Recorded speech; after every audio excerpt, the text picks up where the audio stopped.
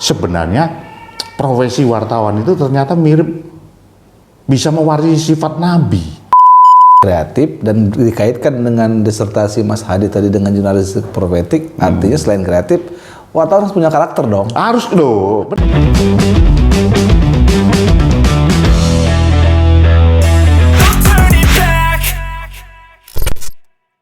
Assalamualaikum warahmatullahi wabarakatuh. Waalaikumsalam. Selamat malam, selamat pagi, selamat siang, dan selamat sore dimanapun Anda berada. Mudah-mudahan Anda semua dalam kondisi sehat dan tidak kekurangan suatu apapun. By the way, terima kasih bagi Anda yang terus mantengin channel ini, dan bagi Anda yang baru bergabung, monggo disupport dengan cara diklik tombol subscribe di bawah. Dan jangan lupa tinggalkan jejak, like, komen, ataupun share apabila video yang kami upload dirasa bermanfaat. Oke, tak perlu panjang lebar, kembali lagi kita di Begesah.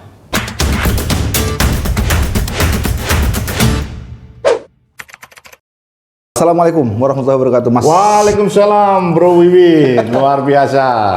Mas Hadi. Salut saya dengan Bro Wiwin, masih muda, tapi merupakan yang pertama, podcaster pertama di Batu Raja. Iya, siap. Wais.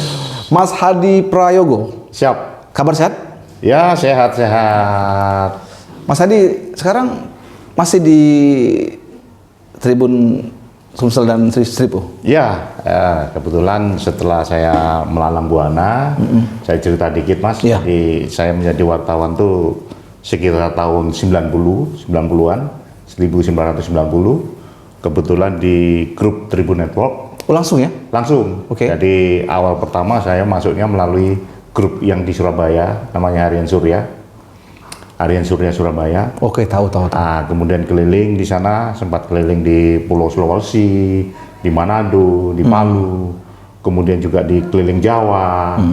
Kemudian tahun 94 itu yang paling terkesan tuh kemudian menjadi Kepala Biro Jakarta sampai tahun 99. Tahun 99 baru masuk Palembang menjadi Wakil Pemret di Sriwijaya Pos. Nah, saat itulah setelah dari Sulawesi, dari Jawa, terus kemudian berkarir di Pulau Sumatera. Nah, di Sumatera ini pengalamannya ada di Palembang, kemudian di Tribun Batam, kemudian di Lampung, Tribun Lampung. Nah, sampai sekarang setelah dari Lampung, kemudian kembali lagi ditarik menjadi senior editor di Sriwijaya Pos. Jadi Aslinya Mas Hadi? asli Surabaya. Surabaya asli? Surabaya asli. Arek Surabaya? Arek Surabaya, bonek. Bonek. Iya. Bondonekan. Tadi waktu itu tahun 90-an itu memang Kompas Group itu sudah ada nama Tribun waktu itu?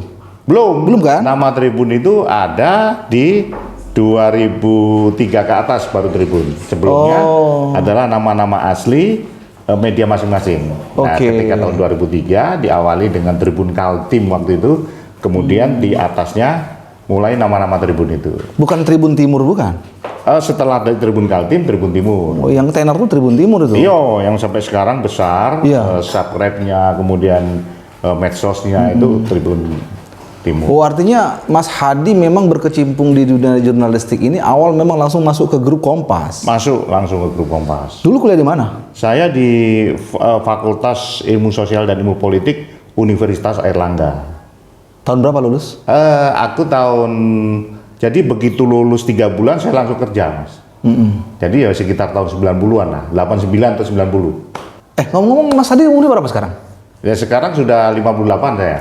Jadi saya dari S1 kemudian pindah ke Palembang, saya menempuh S2 Komunikasi di Universitas Bina Dharma. Ketika saya di Tribun Lampung, saya menempuh pendidikan S3 di Manajemen Pendidikan Islam.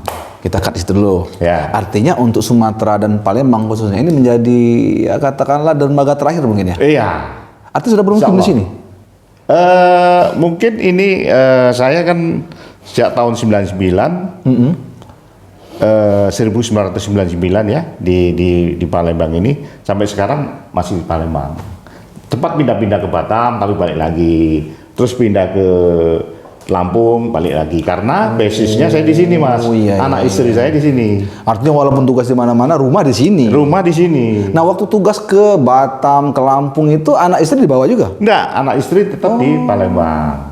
Ya. Berani ya istri meninggalkan Mas? Berani, karena asal sini. Orang tuanya di sini juga. Asli Palembang orang? Asli Palembang. Oh. Orang tuanya kelahiran Batu Raja, Oku. Gimana orang Palembang Mas Adi kira-kira? Wah. Ada Apanya nih? tertekan, Apanya nih? tertekan. Enggak juga. Enggak juga ya. Enggak juga. Ya, enak-enak bagus-bagus ya kan. Ke dunia jurnalistik waktu itu emang hanya mencari pekerjaan atau memang dari diri itu memang ingin terjun ke situ? Ya, wah ini luar biasa Bung Wiwin. Memang saya orangnya itu suka lapangan. Itu bisa dilihat dari pilihan fakultas saya. Fakultas saya adalah sosial dan ilmu politik. Oh, visi. Visi. Iya. Jadi saya tertarik ke masalah lapangan itu ketika kuliah-kuliah lapangan. Oke. Pernah kuliah lapangan di Blitar, kuliah lapangan di Maron, di Jawa Timur itu. Kemudian saya tertarik masalah lapangan. Nah, ketika saya lulus menjadi S1 sarjana, memang saya menyebar surat lamaran seperti biasa lah, anak muda kan. Nah, kebetulan yang mungkin ini jodoh, yang menerima pertama kali adalah Harian Surya Surabaya. Surya. Waktu itu dia mau bukaan gitu kan. Nah, ketika diterima saya masuk. Nah, ternyata saya suka. Karena wartawan itu kan bebas orang, bukan banget bebas, artinya nggak terlalu birokratis. Kalau kita misalnya dan juga dikenal orang. Tapi memang karakternya Mas Hadi suka begitu? Suka memang. Tapi kalau dari kelihatan penampilan wajah kayaknya orangnya orang kantoran gitu. itu yang dibilang bos saya pertama. Oh. Jadi bos saya pertama itu ketika saya melamar, saya dulu waktu pakai lengan panjang, Mas. Kemeja? Iya, kemeja lengan panjang. Dia bilang, kamu tuh gak cocok jadi Ya orang. itu makanya. Cocokmu pegawai bank. Aduh, kenapa Pak? Itu pakai lengan panjang. Setelah itu saya nggak pernah pakai lengan panjang itu. Dikira pegawai bank nanti kan. Tapi waktu itu Harian Surya memang udah gede ya? Nah, itu baru pertama kali mau berdiri. Oh, malah mau pertama? Iya, buka lowongan, saya masuk. Sebelumnya dia itu mingguan. Oke. Ketika dibeli Kompas, kemudian dijadikan harian. Oke. Nah, motong cerita sedikit, melompat. Ketika Mas Adi balik ke Palembang, ditugaskan di Surya Pos, itu memang kondisi waktu itu yang memang Seripu yang sedang ada. Itu setelahnya. Oh, setelahnya? Setelahnya. Kan waktu itu ada kasus, kemudian ada sedikit kejadian di Seripu itu sekitar tahun 96 kalau nggak salah. Oke. 97 dia buka lagi. 99 saya datang. Nah, gitu. Dari dalam kondisi sudah mulai stabil. Sudah mulai on. Oke, basic wartawannya beatnya di mana nih awalnya nih? Saya gini, kebetulan Mas karena saya ini gini, ya karena ini berkah dari Allah, kemudian dipercaya sama atasan. Saya pertama menjadi wartawan daerah tentunya di Jawa Timur. Ya. Tapi setelah itu Mas, saya menjadi kepala biro. Sebentar, sebelum kepala biro tadi itu daerahnya di mana? Di kabupaten? Saya kayak di Mojokerto, di Sidoarjo. Iya, Sidoarjo. Bahkan pernah di Bangkalan Madura. Kalau lucu Mas, kalau di Bangkalan Madura itu waktu itu kan ibu saya masih hidup ya, masih semasa hidup beliau, mudah-mudahan masuk surga. Beliau takut kalau saya bertugas di Madura, karena kan setiap hari kan terjadi carok Mas. Oke. Carok itu pakai celurit, peradaban langsung gini kan. Nah, karena itu waktu saya tugas di Madura, di Bangkalan, saya nggak boleh kos di sana. Dia harus pulang di Surabaya. PP Mas. Belum ada Suramadu. Masih ini kapal penyeberangan Roro. Iya. Jadi saya waktu tugas di Bangkalan Mas naik motor, kemudian naik kapal, ke darat lagi, baru ke Bangkalan. Maksudnya itu dalam sehari-hari? Dalam sehari-hari. Kalau akhir pekan mungkin boleh lah, tapi sehari-hari? Setiap hari. Make sense nggak itu, Pak? Ya, ini kan antara pekerjaan yang saya suka dengan permintaan ibu. Di mana harus dituruti kan ibu. Oke. Bersyukurnya saya hanya 3 bulan Mas, dipindah lagi. Oh, jadi wartawan daerah nih. Wartawan daerah. Artinya memegang semua beat lah kira-kira ya? Beat. Nah, kemudian saya menjadi Kepala Biro Madiun. Habis itu? Iya, Kepala Biro Kediri, Kepala Biro Malang, kemudian dipindah ke Jakarta menjadi Kepala Biro Jakarta. Nah, dengan kaitan dengan BIT tadi, kalau namanya Kepala Biro, dia harus menguasai semua BIT. Bisa ditugaskan di ekonomi, di politik, dan lain sebagainya. Yang menarik Mas, di Kepala Biro Jakarta, waktu itu ada kerusuhan Mei 98. Oke, nah, menarik nih. Saya waktu itu Kepala Biro Jakarta. Oh. Itu Mas. Kalau mau cerita itu panjang kali ya. Panjang. Ceritakan ya. Panjang kalau cerita itu. Iya. Ngeri. Ketemu Yunda di mana nih? Di Palembang. Waktu ditugaskan Seribu. Di Tugas Kaki Seribu. Oke. Iya, jadi waktu itu memang saya Mas sebagai wartawan, kemudian ada kelemahannya. Kelemahannya adalah lupa menikah. Nah itu aku bingung. Jadi wartawan tahun 90. Iya. Kesini 99. 99. Itu 9 tahun lebih dong Iya. wartawan. Iya. Makanya aku aneh. Karena sering pindah Mas. Saya hampir 1 tahun dipindah.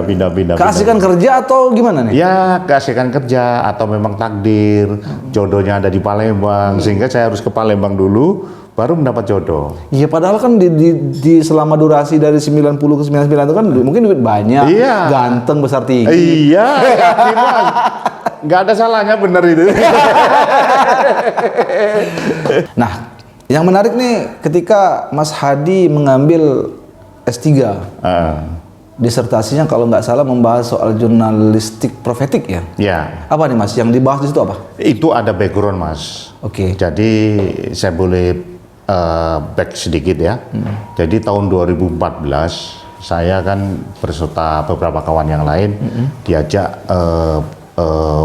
mantan gubernur Alex Nurdin ke Amerika. Di Amerika itu saya diajak dan rombongan dan kawan-kawan itu di Universitas of Missouri. Jadi universitas ini adalah yang tertua di bidang jurnalistik, Mas. Nah, setelah sekitar 2 minggu ke sana,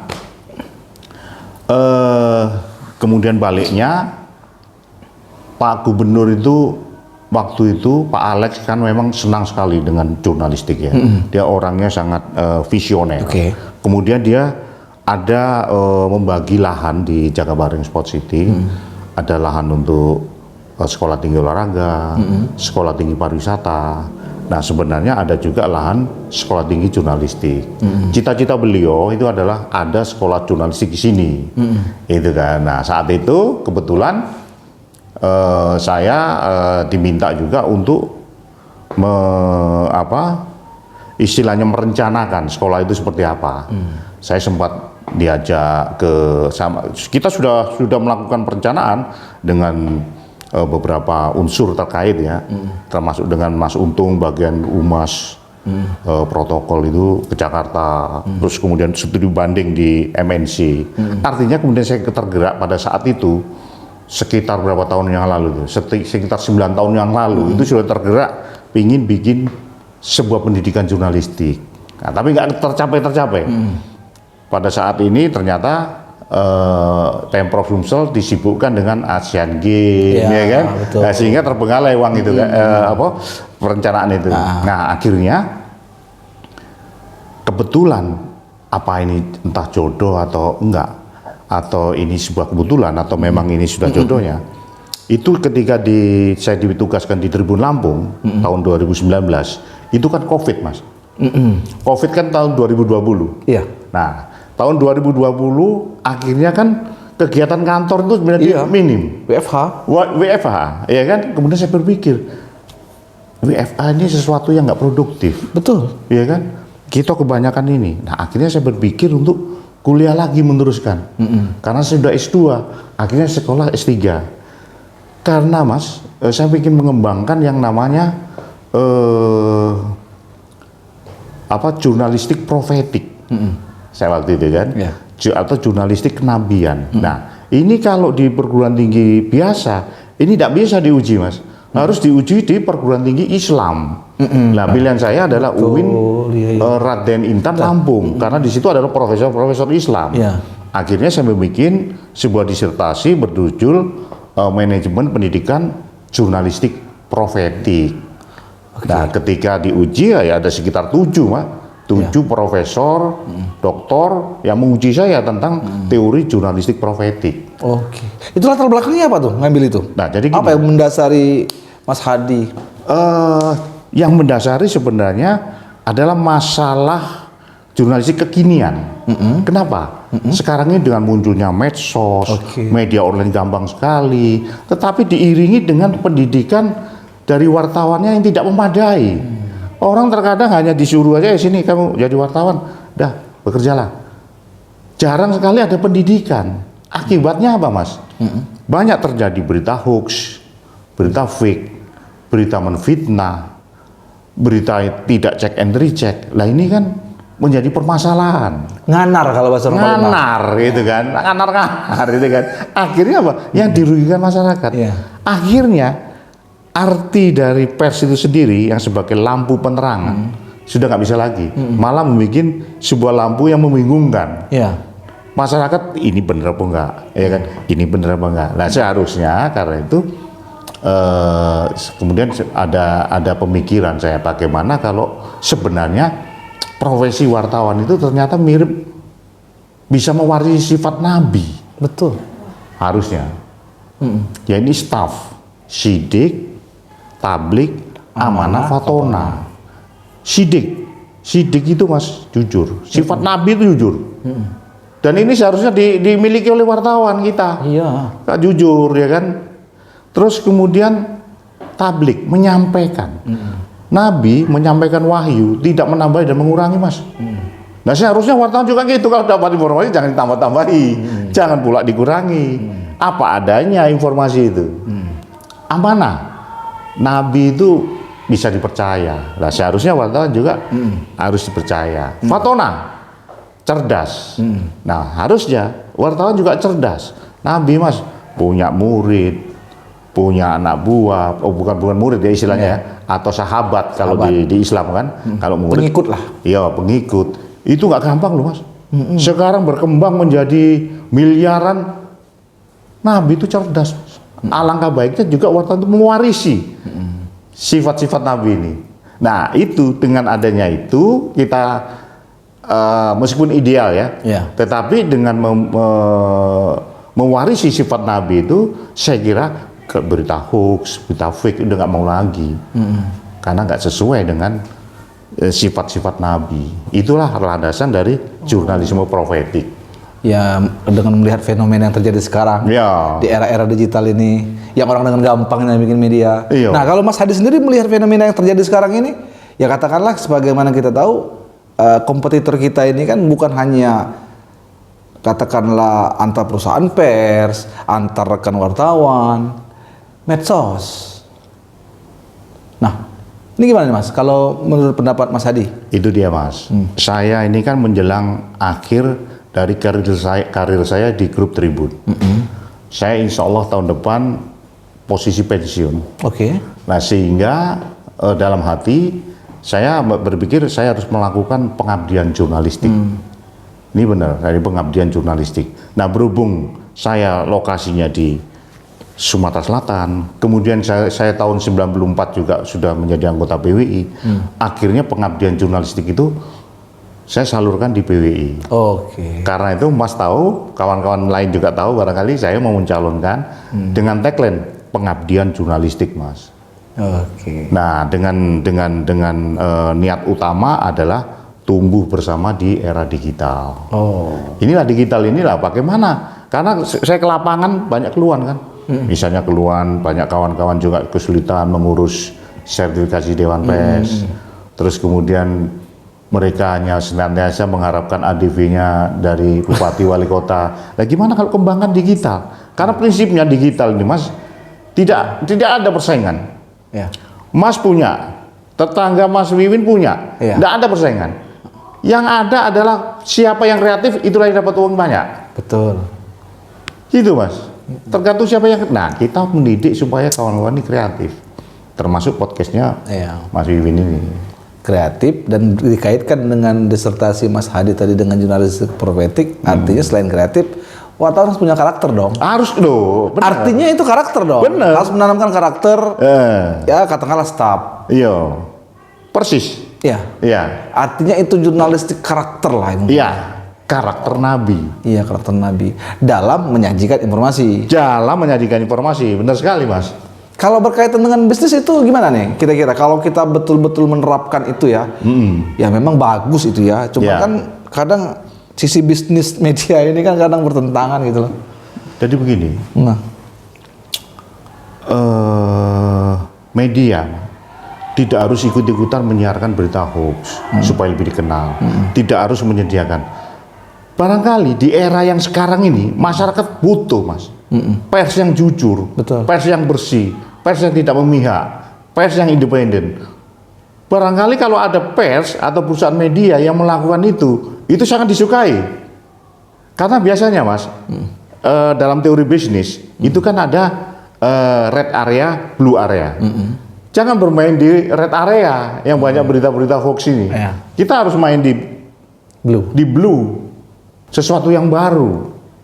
Tuh kalau mau survive. Kalau mau survive, ini perlu dites ini memang. Iya. Perlu dites. Oke. Arti 2 tahun lagi pensiun nih? Tahun depan. Tahun depan pensiun? Ya. Nyangka nggak Mas Hadi merasa waktu begitu cepat? Kok tahu, Mas Win? Saya merasa Apa Mas benar. Hadi menolak Tuhan nih? Jangan-jangan menolak Tuhan? Ya alhamdulillah kalau dari sisi kesehatan Iya. dan kebugaran, ya sebenarnya kan menjadi wartawan itu kan sehat. Betul. Karena ketika kita menjadi wartawan dulu, meskipun saya menjadi pemimpin redaksi, saya 20 tahun, Mas, Iya. menjabat Pemret itu di Sriwijaya Pos. Itu setiap hari harus menang. Bener nggak? Dalam artian? Tidak boleh kecolongan Oke. beritanya. Terus kemudian Jangan bobol istilahnya. jangan bobol, apapun istilahnya. Iya, iya. Nah itu menjadikan otak kita ini berpikir Berputar. terus. Nah barangkali itulah menjadikan kita ini sehat. Nah Itu benar tuh? dengan sehat ini, kalau insya Allah saya pensiun masih sehat, kan sayang kalau tidak terus beraktivitas, Mas. Betul. Juga sekaligus merupakan bagaimana cita-cita saya. Yang pertama adalah itu tadi, tumbuh bersama di era digital dengan kawan-kawan. Bagaimana kawan-kawan ini adalah satu korps dengan saya. Iya, betul. Karena itu saya nggak mengatasnamakan grup kan waktu maju. Iya.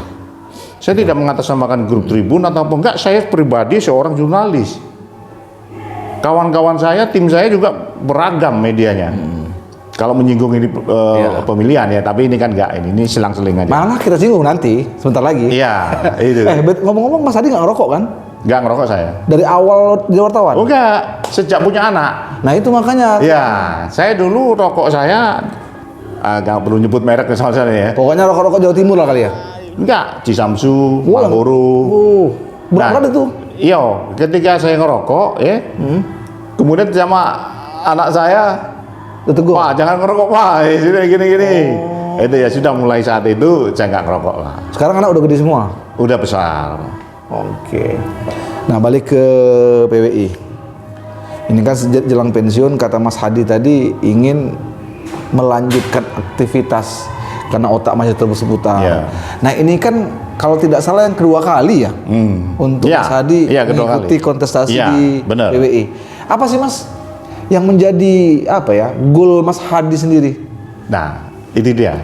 Jadi balik ke yang tadi, goal saya yang tadi adalah Oke. ya terus terang ini adalah pengabdian jurnalistik saya. Itu kan. Terus kemudian yang kedua, saya pingin kawan-kawan pers yang lain itu juga sanggup dia atau siap untuk menyambut era digital ini. Itulah yang saya inginkan. Ini sesuai dengan tagline yang disampaikan oleh Ketua PWI Pusat Iya. di Jakarta kan era digital. Iya. Kemudian jangan lupa marwah PWI ya seperti itu. Kita mau ikut menegakkan. Coba di-spill sedikit Mas Hadi, kira-kira apalah nih yang menjadi visi misi Mas Hadi untuk di pemilihan PWI ini? Kapan nanti? Di Februari ya? Kabar rencananya sih tanggal 23 Januari. 2 Januari? Ya. Oke, sebentar lagi dong. Oh, iya. Nah boleh dong disebutkan biar ya tahu juga lah. Sedikit Ya. ya mungkin. Jadi pertama tagline dari visi misi saya adalah tumbuh bersama di era digital. Oke. Ini saya dapat memang dari pengalaman roadshow ke lapangan, termasuk dari Batu Raja, kemudian kota-kota yang lain. Itu bahwa kawan-kawan anggota PWI di daerah itu banyak mengeluhkan, banyak mengalami kesulitan. Antara lain mereka sangat tertinggal baik itu dari pengurusan sertifikasi perusahaan medianya, kemudian juga kualitas mereka, kemampuan mereka sangat tertinggal. Nah karena itu saya berpikir bahwa kawan-kawan ini harus tumbuh di era digital ini. Nah karena itu tagline-nya adalah tumbuh bersama di era digital. Nah kemudian bagaimana misinya? Nah misinya adalah ikut membantu mensupervisi kawan-kawan media persnya yang kesulitan mendapatkan sertifikasi Dewan Pers. Nah, terus terang aja karena saya pengalaman dulu memimpin Sriwijaya Pos, Tribun Sumsel dan juga Tribun Lampung. Saya mengurus sendiri itu Mas sertifikasi Dewan Pers dan alhamdulillah kan lolos semua. Iya, iya. Nah, pengalaman-pengalaman saya itu akan saya tularkan ke kawan-kawan sini. Apalagi saya juga pernah menjadi penguji Dewan Pers. Jadi saya berhubungan banyak dengan tokoh-tokoh Dewan Pers lah. Apalagi ketua PWI Pusat sekarang juga kan dia dari grup Kompas juga. Ya. Jadi saya kenal Pak Henry Nitri Bangun ya. Nah karena itu karena saya bangun visi misi ini bukan berarti saya nggak bisa melakukan. Saya yakin bisa melakukan dan saya yakin saya tahu permasalahan sebenarnya.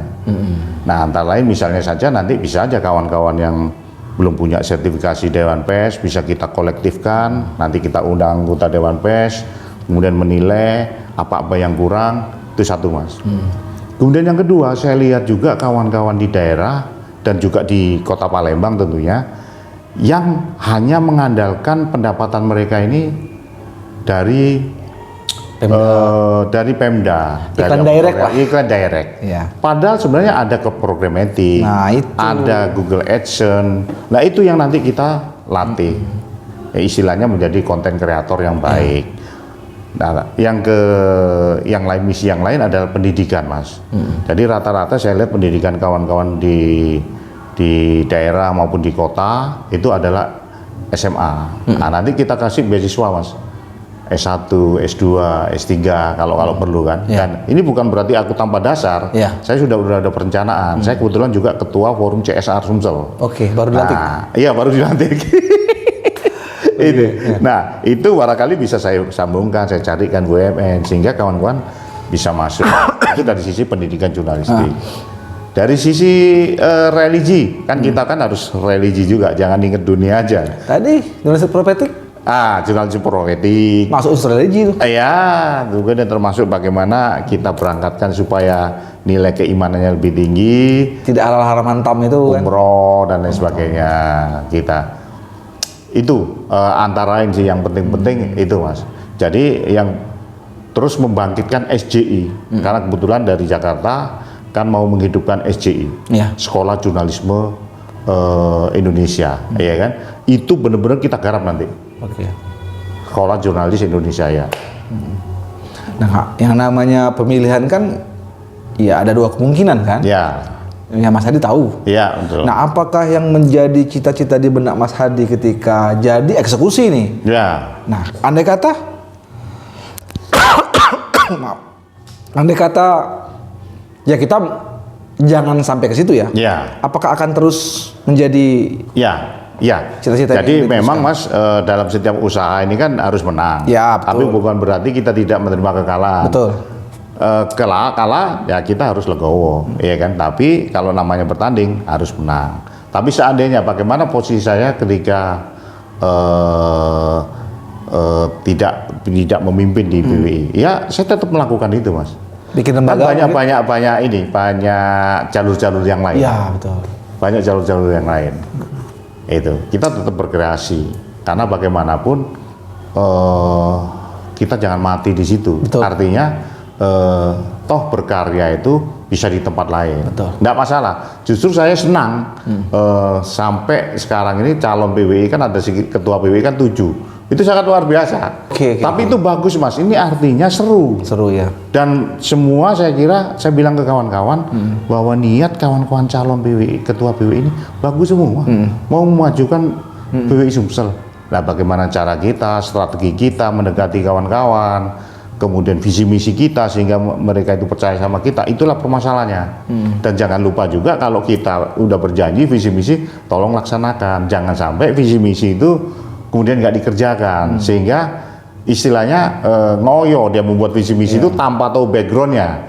Kan ada yang bikin misi ini tapi dia sekedar nyontoh bisa, tapi dia nggak ngerti kuncinya. Bagaimana cara mencapai apa yang ada di visi misi. Nah kalau saya mohon maaf, saya tahu karena saya itu permasalahan, saya juga tahu cara menyelesaikan. Makanya disusun visi misi. Ya. Oke, menarik sekali. Mungkin terakhir Mas. Ya. Karena juga sudah waktu, Mas Hadi ini sibuk nih kayaknya.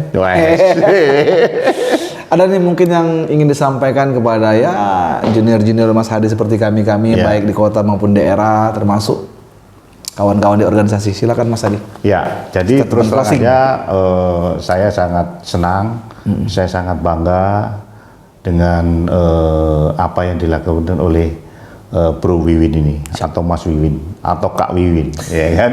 Sangat luar biasa karena masih muda, kemudian mampu menyajikan produksi yang unik. Artinya Mas Wiwin di sini dengan menitik beratkan profesinya pada podcaster itu berbeda dengan yang lain. Kalau kawan-kawan muda yang lain dia biasanya membuka portal online, tapi Mas Wiwin beda.